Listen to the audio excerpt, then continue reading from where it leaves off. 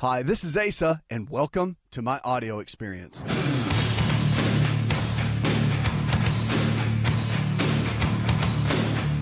If you're struggling with something right now and you want to get better, you're at the right place. We want to help you take where you are right now in your current state of health to where you need to be. So many people are struggling today, and I want to encourage you to go to the website. There you'll find all kinds of health information. If you're looking for a lifestyle provider, someone in your area that believes the same way we do, just check out the website. We'll be able to help you along the way. Go to the phones, and let's talk with Ruby. Hi, Ruby. I'm calling. I wanted to know, we just found out my husband has cancer. He has a lump in his neck, and it's cancerous. And I would like to know, what he can do to make his body healthier with vitamins and stuff. When it comes to cancer, I've got my personal opinions are this. If you got a tumor, if you got a lump, I think conventional treatment is a great way to go, because there are a lot of great things that can go along with that. And of course, if it's a lump, a lot of times it is a good idea to have surgery, get good margins around it. And then, of course, now radiation and any kind of chemotherapy is up to the oncology team and what they suggest. And you really need to go with what they say. Now, with that said, the reason I say that is because a lot of people will say, well, I want to go alternative, and, I just want to, drink barley greens, and, I'm going to juice everything, and I'm going to be healed. Well, it doesn't work like that. It's not that easy. Remember that 80% of the body breaks down before we ever get our first symptom. That's a big key statement to understand. So by the time something's broken down, or by the time you can see the tumor, right, it's been growing for a long time. Matter of fact, they say it takes about 10 years for that first tumor to be where you can see it, or it can be detrimental enough to affect your health. So what you want to do is you have to have somebody managing rebuilding the good, healthy cells, working on the nutrition, working on the nutritional deficiencies, whether it's a dietitian or another physician, someone that can manage your overall lifestyle choices, because all the research has told us, even when it comes down to cancer cells, that your lifestyle matters, whether you have a toxic environment, toxic relationships, or what. But having really, really good support around you, having a good environment around you, all of that makes a really big difference, especially when you're dealing with cancer at any level. And so you've got to be able to have something every day that you're doing to fight and help reproduce good, new, healthy cells in the middle of, if you go the conventional treatment route of killing off all the bad cells. I mean, so there's a dual purpose in what I'm talking about, but it makes a big difference all the way around. 888-283-7272, 888-283-7272. Whatever you're struggling with, we are here to help. Remember, it's all about thriving, and it's all about going to that next level. We want to see you really be able to do that. And so many times people get stuck, and I think they get into a place where they just give up. They're taking 3 or 4 medications. They're not dropping the weight that they want to lose, but they're eating healthy, and they just get stuck. But the reality is you can make a change. All right, so belly fat's a big topic, and we see a lot of scams out there. And I want to talk to you about the basics so you can understand about maybe spot reduction, lose the belly fat, all that sort of thing. Here are some of the pieces to understand. Number one, belly fat is a topic, and there are all kinds of diet pills and marketing strategies that market certain areas of the body. Well, turns out that many researchers and health experts are equally preoccupied with belly fat for different reasons. In the past 30 years, we've learned a tremendous amount about the body's fat stores. Scientists used to see fat as dormant energy reserves, but we know that fat's a very active, metabolically influential tissue, and its health consequences, they say, can vary greatly. So if we focus our attention on the abdominal area, there's 2 major categories. You got the subcutaneous fat, which is visible. That's the one you can pinch. Then you got the visceral fat. It's also called the intra-abdominal fat, and it lies hidden in around your internal organs. And it turns out these 2 stores, they behave very differently. The visceral fat appears to be one of the most dangerous types of body fat. This inner fat reservoir releases harmful hormones and inflammatory compounds that cause undesirable metabolic changes, which, of course, can lead into heart disease, type 2 diabetes, dementia, and other conditions. It's also impossible to determine how much visceral fat you have without the aid of high-tech equipment. There's a very simple way to get a rough idea. Generally speaking, the body's visceral fat stores is proportional to the amount of visible belly fat. In other words, if you have a beer belly or an apple-shaped figure or a large waist, you're likely to be carrying a lot of unhealthy fat inside. But if you shed your exterior belly fat, then let's talk about what actually happens. So what happens is when you first start losing weight, you'll automatically lose the bad intra-abdominal fat at the fastest rate. So that's the good news. It comes off pretty quickly. Okay? So knowing that, it's your body's most liquid asset. When your body needs energy, it's the easiest source, so it doesn't matter how you choose to shed the pounds. So whether you're cutting calories or ramping up exercise, hopefully you're doing both of those, the high-threat visceral fat will be prioritized, and it will knock it out very quickly. So dropping those initial 10 to 20 pounds will typically cause a decrease in blood sugar and insulin levels, blood pressure and cholesterol, and other factors. And there's more good news about it. The one study said that if you continue exercising after you lose weight, you won't regain any of the dangerous intra-abdominal fat. And if you gain back a bit of your initial loss, then you should be good to go. So it's interesting. The diet and the belly fat, too. The single most important factor in losing belly fat is maintaining a negative calorie balance. So eating less than you burn on a daily basis by creating an energy deficit, you'll automatically shed abdominal fat in a higher proportion to those types of fat during the first few months of dieting. So it's, calories in, calories out versus exercise. You probably heard certain foods like nuts, olive oil, berries, vinegar, and green tea can help you torch the belly fat, like, of course, other than the processed foods and that sort of thing. There is some scientific evidence to support the claims on some of these. Green tea has some really good benefits on it. And, of course, obese adults who followed a low-calorie diet while replacing all the refined carbohydrates with more whole foods and fruits and vegetables definitely made a better stride within the weight loss. There was a small study also that looked at people that actually ate a lot of the healthy fats. They dropped belly fat, specifically in body fat. And a new study published recently found that participants who gained weight by overeating saturated fats gained more total body fat relative to muscle and more intra-abdominal fat. So the sunflower oils and the polyunsaturated fat actually help people lose the weight versus saturated fats. Really interesting in all the research of where to go next with, of course, the whole fat loss controversy that all the big diet and fitness gurus are touting. We'll be right back.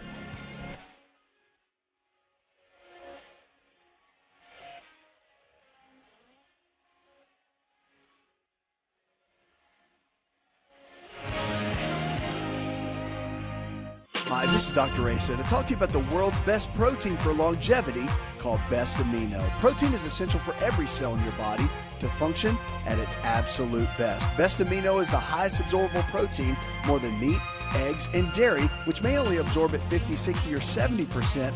Best Amino is a proven formula of essential proteins that we all need that absorbs at 99%. Visit bestamino.com. That's bestamino.com.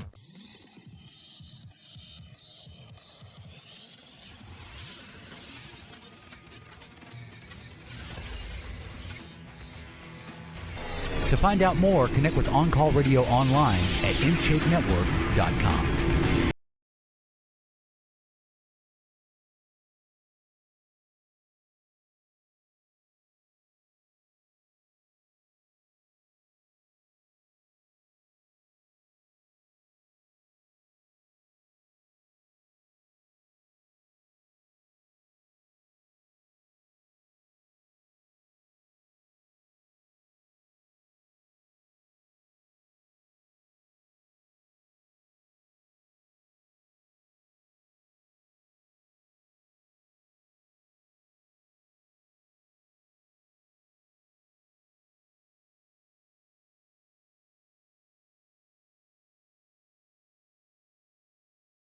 In a socially accepted way researchers in England analyzed a lot of the data from 3 studies in order to assess the effects that really smoking during pregnancy could have on children raised by their natural mothers.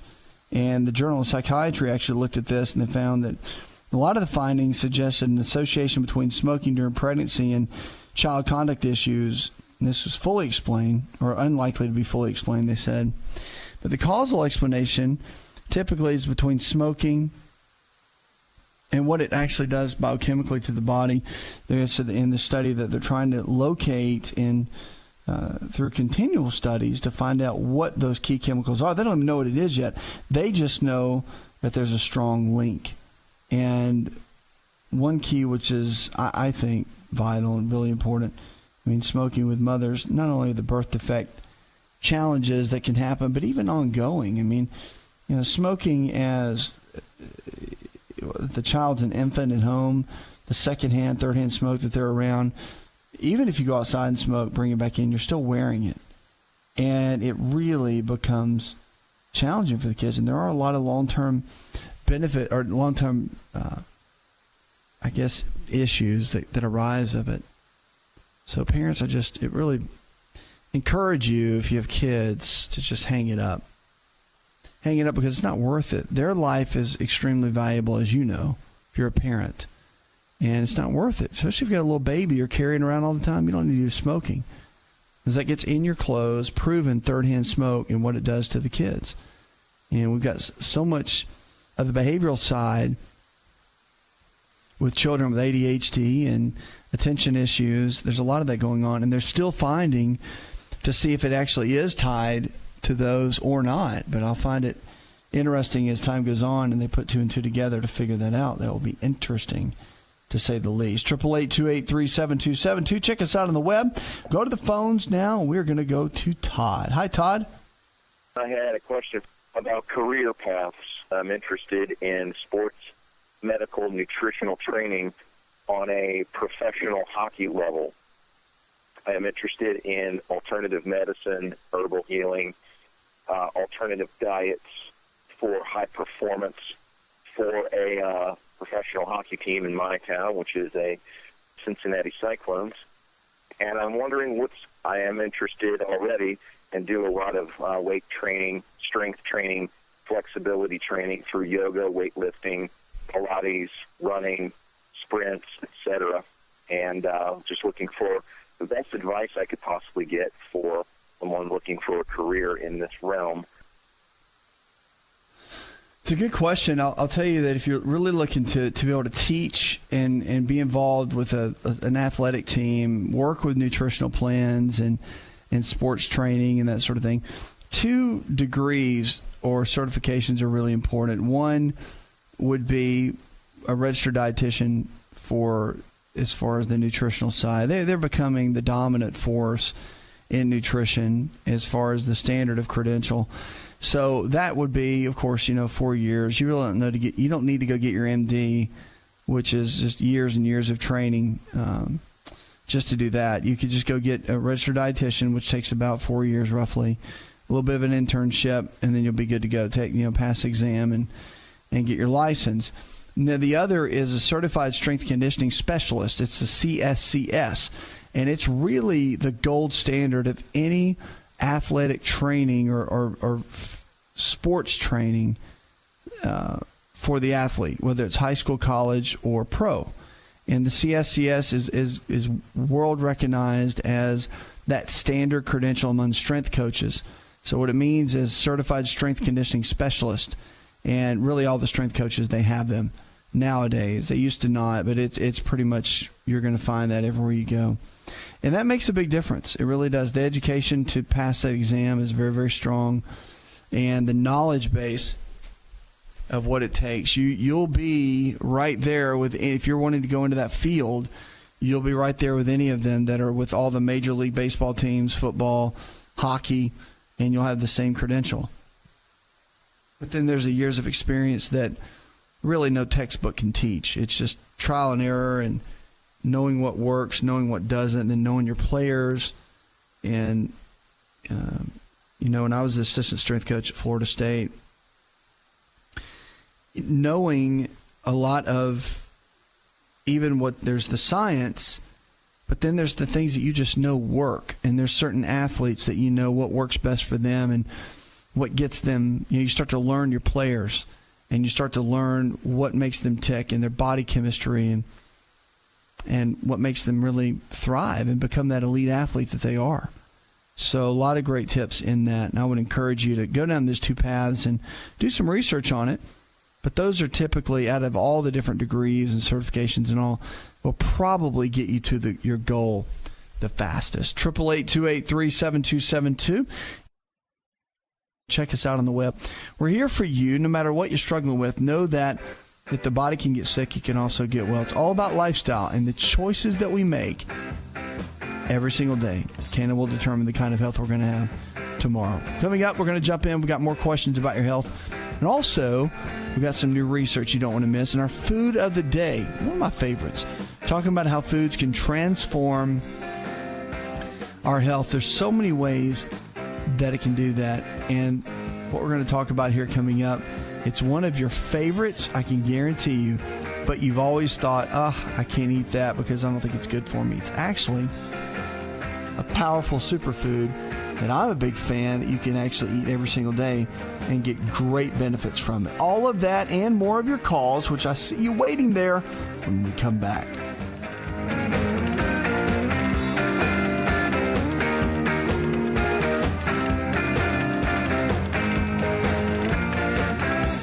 Hi, it's Asa. I'm giving you a copy of my best-selling book for free to help you in your health journey today. I'll pay for the book. All you do is just cover the small shipping and handling costs. Go to AsaRx.com and get your free book today.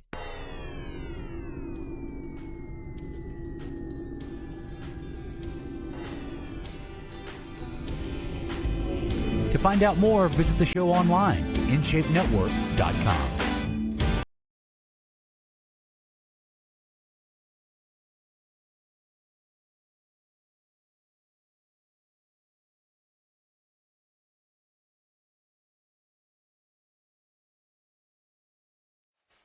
Lines are open, 888-283-7272. Welcome back to the show. Check us out on the web. Whatever you're struggling with, realize that the body can get sick, you can also get well. It's all about thriving and not just barely making it and surviving. This show is all about that. Now, our food of the hour, we always talk about different foods and what they can do to the body. And food either brings health to the body or can take health out of the body. We all know that. And the choices that we make every single day, they matter. Well, certain foods can actually help, and coming up in just a moment, we're going to talk about that. But first, we're going to go to the phones and talk with Tanya. Hi, Tanya. I'm about 49 years old, so I was just wondering, I was diagnosed with type 2 diabetes a couple years ago, and I lost like 35 pounds. I weigh about 135, and I'm 5'8". So I work out and stuff like that, and I eat healthy and take health food supplements, whole food supplements. So just wondering if someone can be diabetic when they're at that weight. Well, diabetes can come along regardless of what someone's weight is. It really can show itself. And if the pancreas gets tired and the insulin receptors get worn down, and diabetes can come along pretty quickly. The first, you got to figure out what's causing it, and again, figure out what nutritional deficiencies might be in the body that could be some of the root cause of that. And that's really the initial phase of how you figure out what's happening. Now, the other key that you want to look at too that is also important with diabetes is, of course, exercise. And we know now that exercise plays such a big role in diabetes and the management of it, just because of what it does to the insulin levels and the blood sugar levels. So first, you always want to look at, as far as moving forward and what do you do, first you want to always get a good game plan together on the eating side. So equal amounts of lean protein sources like chicken, fish, beef, or eggs, because the protein, the fats help to balance out the carbs, and you put those all together and it makes a tremendous difference. So the proteins, fats, and carbohydrates together in balance, multiple meals throughout the day, about every 3 to 4 hours. I like doing 6 meals a day. Small meals because of the volume, especially if you're dealing with any kind of calorie deficit. that you put someone on, that's going to make a big difference too. So you have to jump in and get the body to really begin to kind of function at a completely different level. That's first and foremost. Now, the other key with any kind of blood sugar related issue, there's supplements that can help. Gymnema is really good, and also cinnamon is great at balancing out and supporting blood sugar levels. Vanadyl sulfate is old school. It works for some people, but you have to be careful if you deal with depression because it can kind of trigger that. And then also chromium picolinate. Chromium picolinate is a kind of an old school one too, but it's been around. It's proven. All the research is great at supporting what we call insulin sensitivity, which is a great way. It helps the receptors to work a little bit better. But those are all very, very good. I mean, when it comes down to it, and make sure they get the fats in. The fats, I think, are one of the best kept secrets of staying healthy. Getting enough of your healthy fats in every single day. Even people that are athletes and whatnot tend to shy away from too much fat, but it's the good monounsaturated fats that our bodies work so well off of, and that's really what you have to look at. It just comes down to calories and your macronutrients and getting the right combination, and all that is at our website. You can find all that information there to really help you and kind of coach you and encourage you through that entire process. But know that your body can do better. Definitely better than what you're dealing with today, that's for sure. 888-283-7272. Lines are open with questions about your health. Give us a call or go to the website. And our food of the hour you're going to love.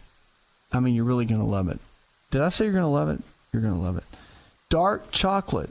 And you think, well, yeah, I've heard it's healthy, but like I eat a couple of squares like every week. Well, guess what? You can eat it more than that.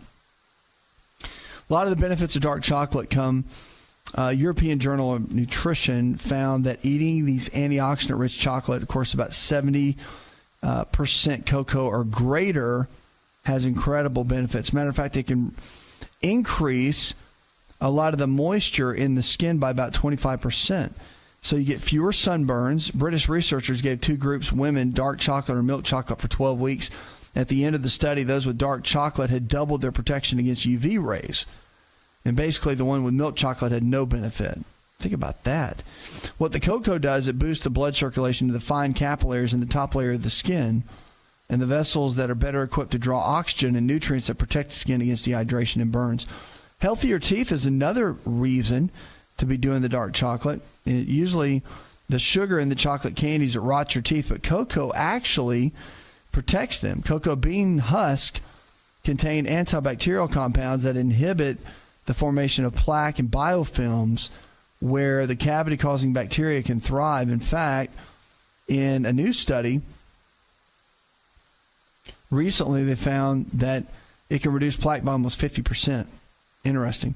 Reduce a lot of the cravings and weight gain, too. Cocoa is rich in fiber and protein, and it's a standard-sized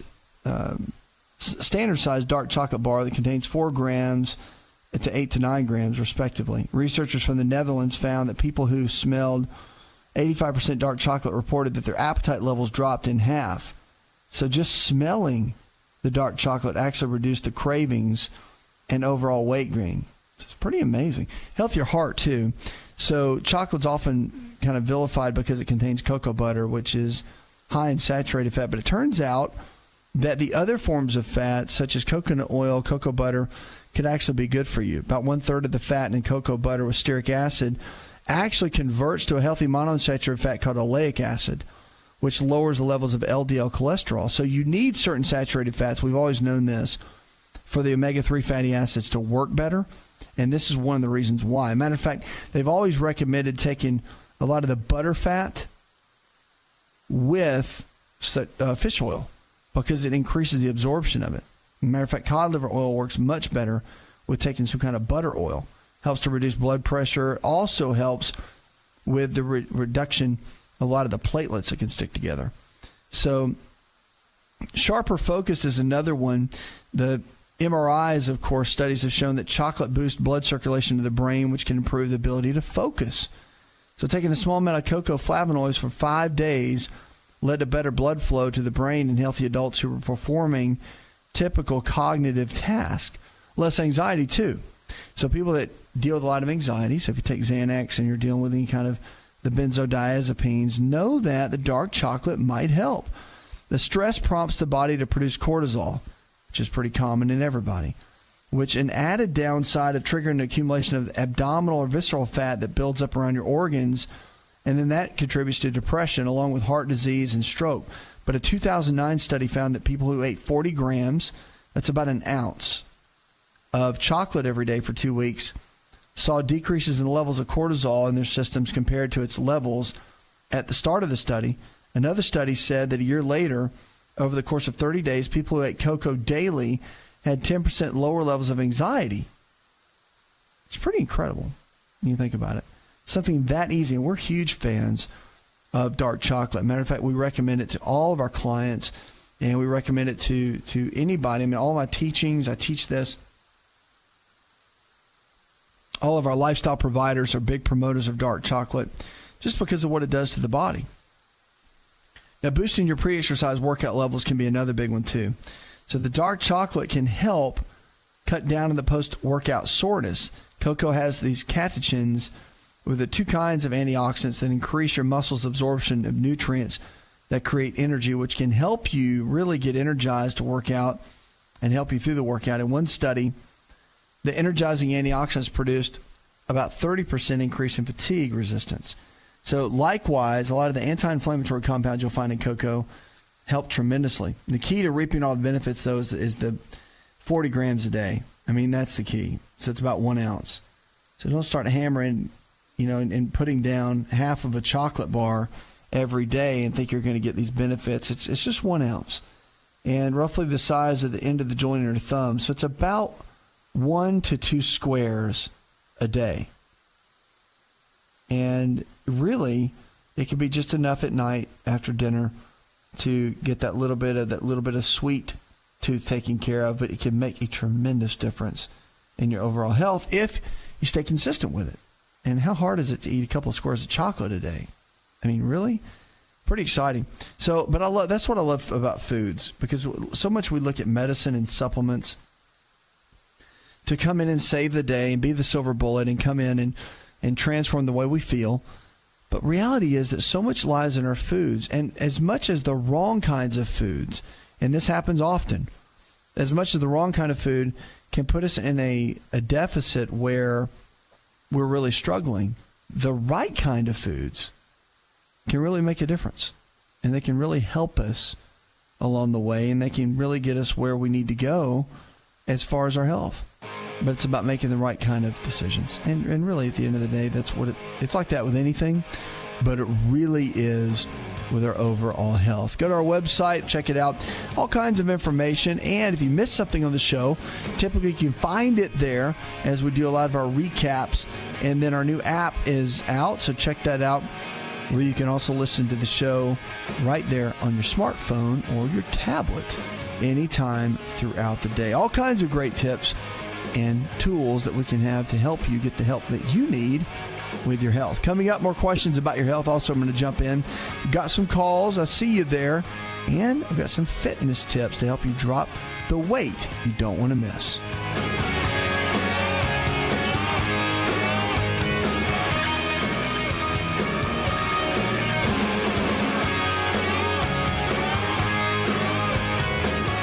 Hi, this is Dr. Asa to talk to you about the world's best protein for longevity called Best Amino. Protein is essential for every cell in your body to function at its absolute best. Best Amino is the highest absorbable protein, more than meat, eggs, and dairy, which may only absorb at 50, 60, or 70%. Best Amino is a proven formula of essential proteins that we all need that absorbs at 99%. Visit bestamino.com. That's bestamino.com.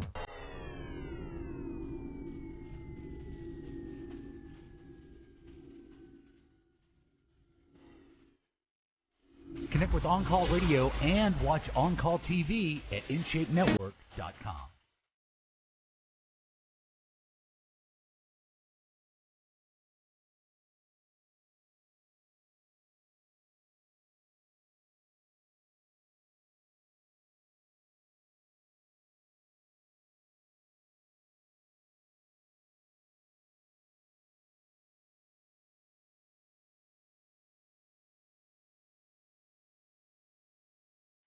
Lines are open, 888-283-7272. Welcome back to the show. Check us out on the web. What are you struggling with? We want to help. Diabetes, heart disease, arthritis, fibromyalgia. If the body can get sick, it can also get well. It's all about making the best choices and decisions so you can thrive, so you don't have to be stuck. And remember, the choices we make today can and will determine the kind of health we're going to have tomorrow. Let's go to the phones, talk with Johnny. Hi, Johnny. My issue I'm calling about, the main one is this past week, a few days ago, I had a blood spot in my eye when I woke up in the morning. And I looked up, and I think it was called a subjunctival hemorrhage or something like that. And it's mostly gone away, a little bit next to the pupil still. Yeah, it's really, those type of issues, pretty simple. And a very close friend of mine is a top ophthalmologist, and they'll even tell you that the conjunctival hemorrhages are they can happen when the vessels get weak. You can actually scratch the eye, rub your eye in the middle of the night, not even know it, and create that. The vessels could be a little bit weak in that area and can cause it as well. But typically, the rule of thumb with blood in the eyes is if you can see the blood in the sclera and you can really see it, typically it's not that big of a deal.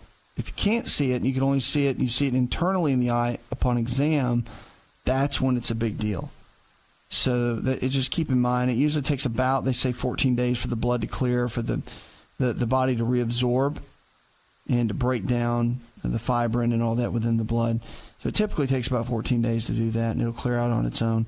But yeah, it can be scary. More than anything, it'll freak you out when you see the blood. It'll make you very concerned.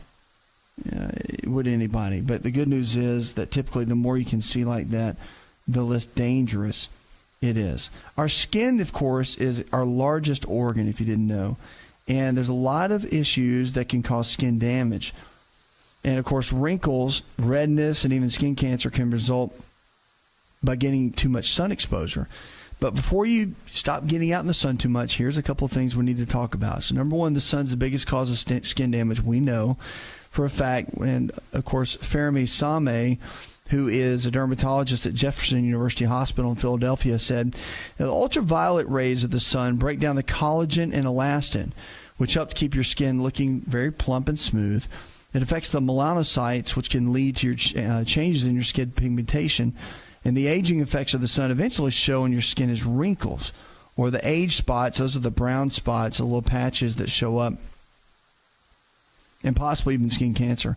So to avoid the skin damage can result by a lot of the damage in the sun, dermatologists advise staying out of the sun during the middle of the day when the sun's rays are the strongest, and wearing protective clothing like a hat or broad spectrum sunscreen, one that can protect against both types of harmful rays. And don't forget to reapply, too, about every 2 hours for maximum protection.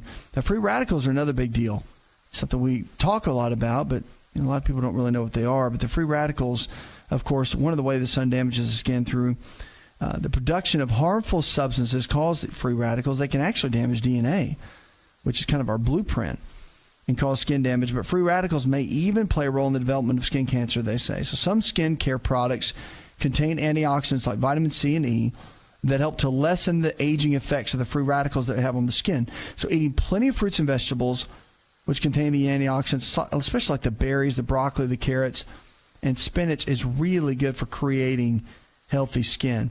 Now, obviously, avoiding cigarettes is a big deal, but because of the nicotine and the smoking in itself, it actually creates dehydration in the skin and has a tendency to wrinkle a lot easier. It's because smoking cigarettes causes all the blood vessels to constrict and they get more narrow. And the more that happens, the more it creates an aging process and creates the wrinkles.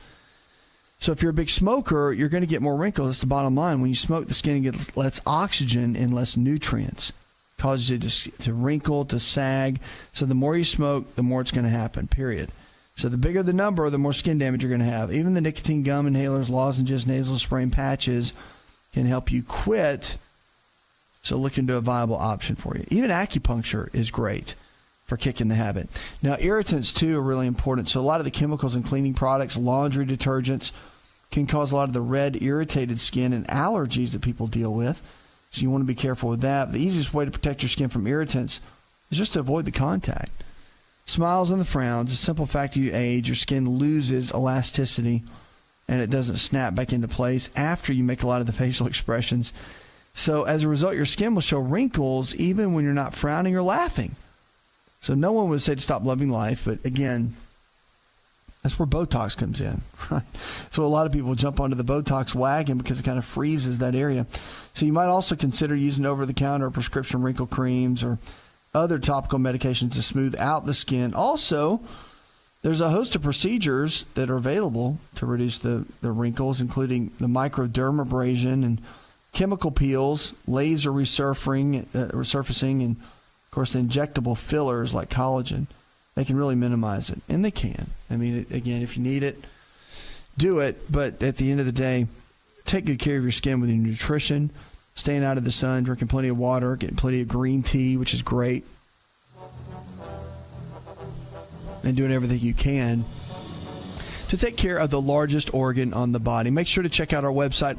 There you can find all the information if you missed anything on the show. And puts another hour in the charts. I want to thank our producer, Jay Patrick, engineer John Garrison, and the rest of the team. Go tell one person something you learned on this show, and together we can transform the health of our friends, our families, and our communities. You're listening to the show that helps you get well, stay well, and live well.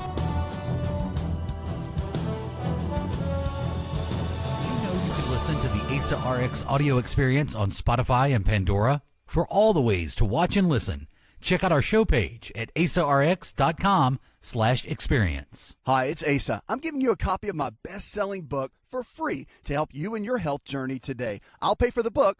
All you do is just cover the small shipping and handling costs. Go to asarx.com and get your free book today. This episode is over, but check episode notes for links to products and services you've heard about on this episode. Thanks for listening and subscribing. Please share the AsaRx audio experience with others and stay in touch by giving us your comment or review.